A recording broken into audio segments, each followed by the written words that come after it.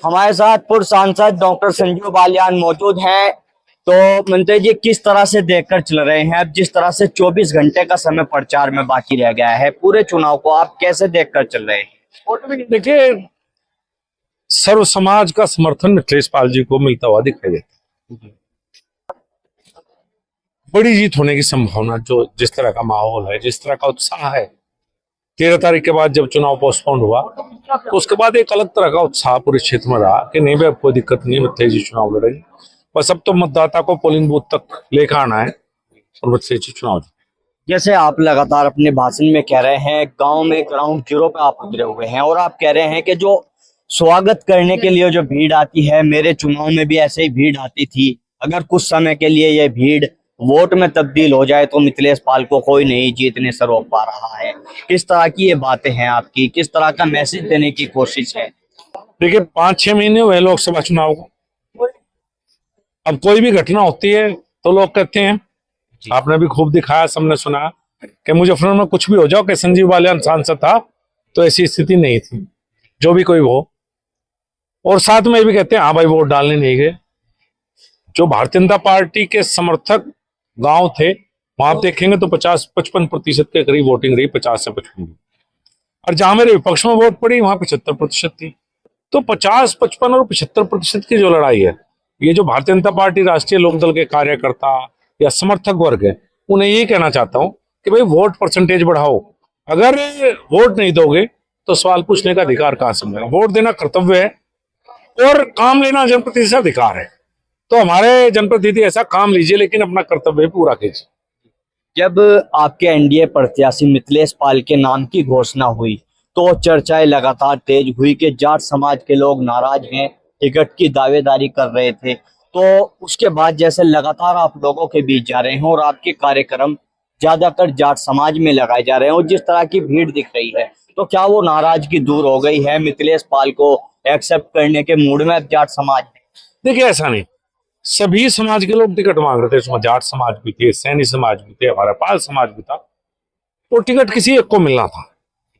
स्वाभाविक रूप से जिसे टिकट नहीं मिलता, थोड़ी सी एक बार निराशा होती है, लेकिन सभी भारतीय जनता पार्टी या राष्ट्रीय लोकदल के कार्यकर्ता हैं और धीरे धीरे सबकी समझ में आ गई कि मिथिलेश से बेहतर कोई नहीं है।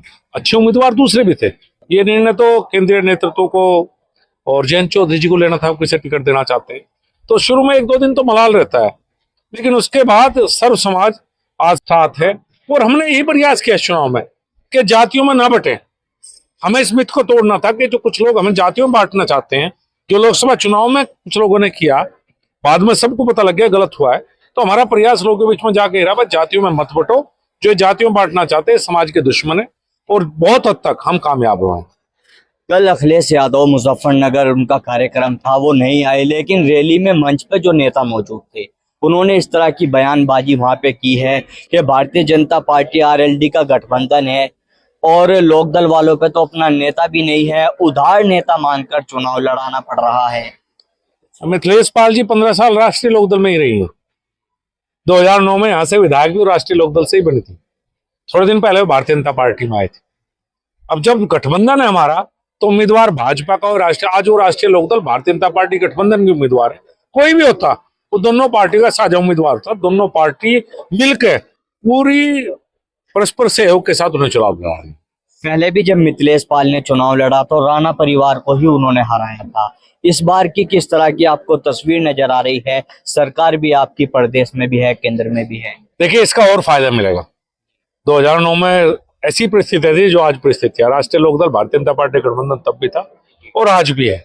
अब सरकार हमारी है, उस समय सरकार हमारी नहीं थी, सरकार बसपा की थी और सेंटर में कांग्रेस की थी। तो अब इसका फायदा और मिलेगा। और पहले तो कम अंतर से जीती, इस बार बड़े अंतर से चुनाव जीते। समाजवादी पार्टी के नेता लगातार अपने भाषणों में बोल रहे हैं कि सरकार के मंत्री घूम रहे हैं, वो कुछ भी करा सकते हैं इस चुनाव में और उनके हमारे समर्थकों को दबाने की कोशिश की जा रही। भाई, कोई किसी से नहीं दबता इस मुजफ्फरनगर में।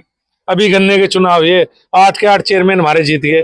कुछ कहने के लिए नहीं था, कुछ बात होती कहते। कोई इस मुजफ्फरनगर में किसी से नहीं दबता। लोकतंत्र है, सब अपनी मर्जी से वोट डालेंगे और अपनी मर्जी से अपना प्रतिनिधि चुने। आखिरी सवाल, कल पंकज मलिक ने बोलते हुए आप पे निशाना साधा है। उन्होंने कहा है कि जिस तरह से संजीव बालियान को सबक सिखाया है 24 के चुनाव में, मीरापुर में फिर अब मौका आ गया है, सबक सिखा देंगे। भाई चुनाव में हार जीत तो हो, सबक का कौन सा, हमने कोई मास्टर जी हमारा हमें सबक सिखाओगा? भाई उसके पिताजी 6 लोकसभा के चुनाव हारते तो मैंने कहा 6 बार सबक सीख गए हो, एक साथ हारे हो उस परिवार में 6 लोकसभा तो एक साथ। तो भाई चुनाव ही जीत गए, उन्हें शुभकामनाएं, 5 साल बेहतर काम करें। ये तो 5 महीने में जनता उबगी उनसे, ये अगले 4.5 साल कैसे काटेंगे? भाई जनता ने आपको मैंडेट दिया, आप निश्चित रूप से चुनाव जीतते हो, हमारे हैं। अब चुनाव जीतने के बाद काम करके दिखाओ जिसके लिए आपको लोगों ने चुना है। आप हमें बताते हो अहंकार, अहंकार तो थारे अंदर हो रहा है भाई चुनाव जीत के। अब तो तुम्हारा इलाज होगा, हमारा तो हो लिया जो होना था। हमारे साथ में डॉक्टर संजीव बालियान मौजूद थे, जो जीत से आश्वस्त नजर आ रहे हैं। लेकिन देखने वाली बात होगी कि इस तरह के मीरापुर सीट से सामने आते हैं और जनता क्या फैसला लेने जा रही है।